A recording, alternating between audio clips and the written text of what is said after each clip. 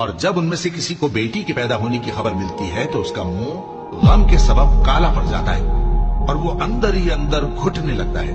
اور اس خبر بد کے سبب جو وہ سنتا ہے لوگوں سے چھپتا پھرتا ہے، سوچتا ہے کہ آیا ذلت برداشت کر کے لڑکی کو زندہ رہنے دے یا زمین میں گاڑ دے۔ دیکھو، یہ جو تجویز کرتے ہیں بہت بری ہے۔ جو لوگ آخرت پر ایمان نہیں رکھتے انہی کے لیے بری مثال ہے، اور اللہ کو صفت اعلیٰ زیب دیتی ہے اور وہ غالب ہے،